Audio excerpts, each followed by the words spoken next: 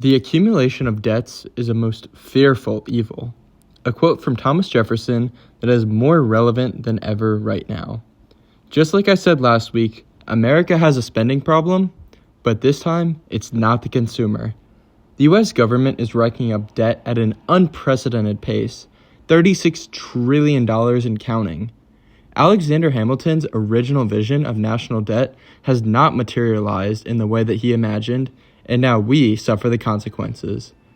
So let's figure out the truth about America's sovereign debt crisis and what it means for our future in this week's Modern Problems YouTube channel video.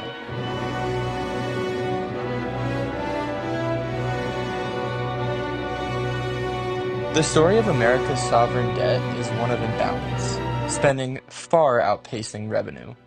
Let's rewind to 2001 when the government last ran a budget surplus. Back then, federal debt stood at about $5.8 trillion. Fast forward to today, and that number has exploded to $36 trillion, more than 120% of GDP. How did we get here?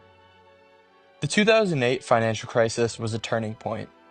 While Clinton's budget surpluses had subsided due to declining taxes under Bush and a surge in spending to fund the war on terrorism, the Great Recession was where things really pivoted.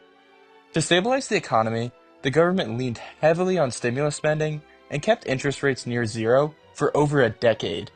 This made borrowing cheap for both consumers and the government. Consequently, the economy, stock market, and consumer spending all grew. The only problem was the deficit was growing even faster than the economy.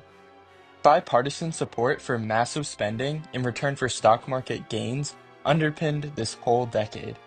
While in 2020, things seemed stable, unemployment was low, markets were booming, and federal debt seemed manageable, there was a huge bubble and problem growing.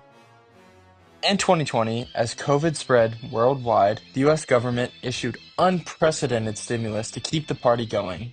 PPP loans, stimulus checks, and an unchecked budget were all on the table, while tax revenue grew at an even slower rate than before, even declining in some years.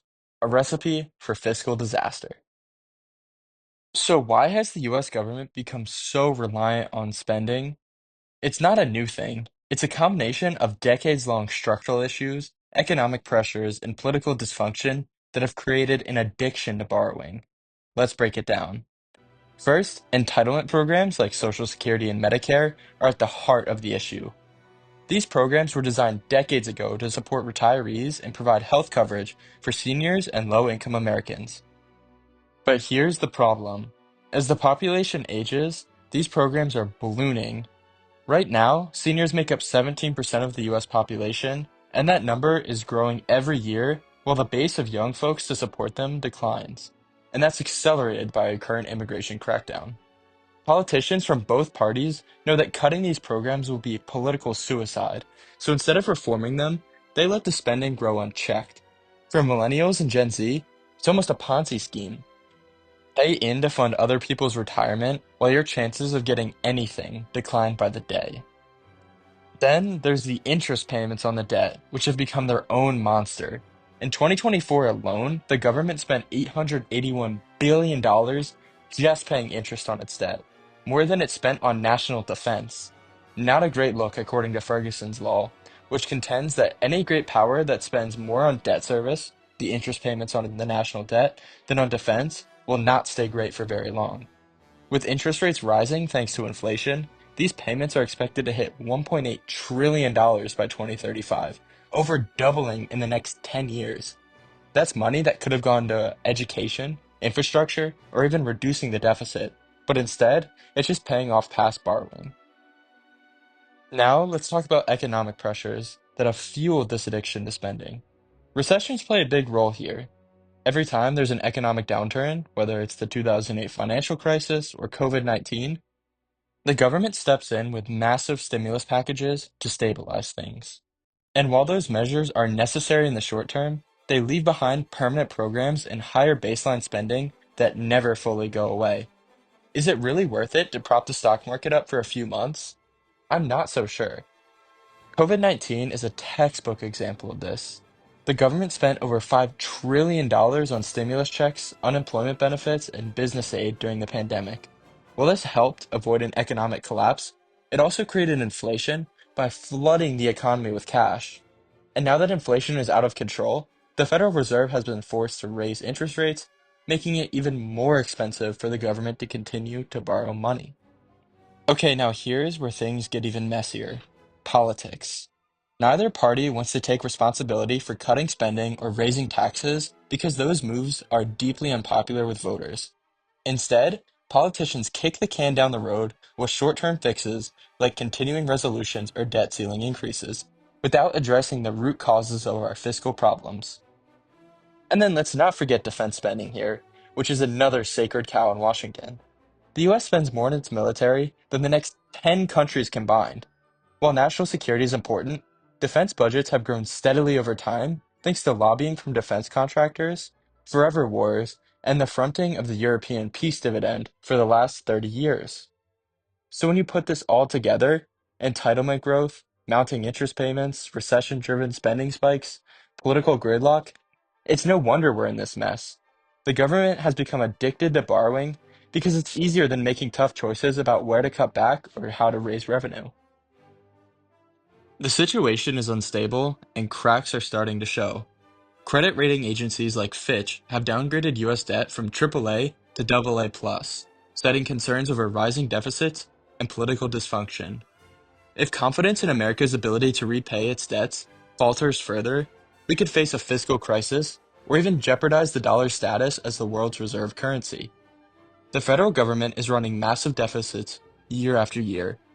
In just the first 5 months of fiscal year 25, which began in October of 2025, the deficit has already hit $1.15 trillion, dollars, or 38% higher than the same period last year. February alone saw a $307 billion shortfall, driven by rising interest payments, increasing Social Security spending due to cost of living adjustments, again inflation related, and higher outlays for healthcare tax credits.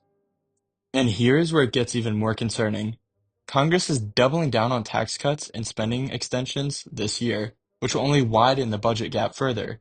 According to Moody's, the fiscal strength of the US is set for a prolonged decline, with federal deficits and debt affordability expected to worsen significantly in the years ahead.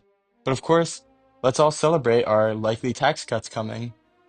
And then tariffs are being touted as a potential tool to address America's debt crisis, but their impact is complex.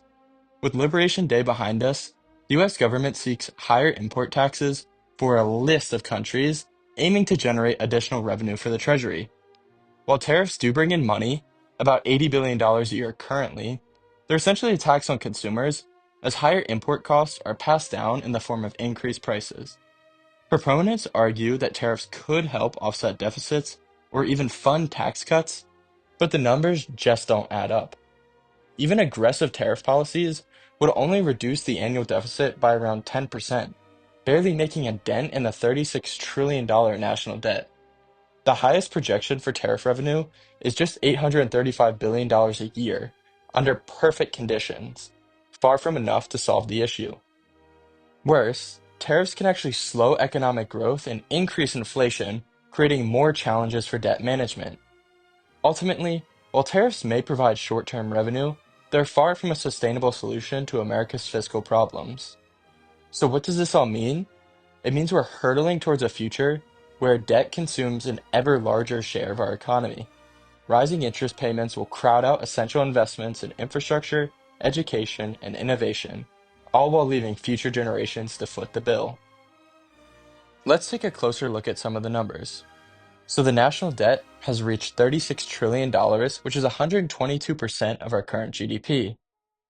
Interest rates reached 881 billion in 2024, and they're projected to be 1.8 trillion by 2035. The budget deficit was $2 trillion in 2024 alone, double what it was just a few years ago. And then spending on Social Security and Medicare. These programs alone are expected to account for nearly 50% of federal spending by 2035. Somebody needs to figure out a solution here. And so these figures, they paint a grim picture. America is living on borrowed time and is using borrowed money to do so. And as with last time, I'll do a quick rundown of some key trends to watch that can really illustrate the gravity of the situation. So first off, rising interest rates. Higher rates mean higher borrowing costs for the government and less room for other spending priorities like infrastructure or education. The US 10-year Treasury rate is currently sitting at just over 4%, keeping costs up higher for longer, with the Fed not looking likely to lower rates anytime soon. And then the aging population.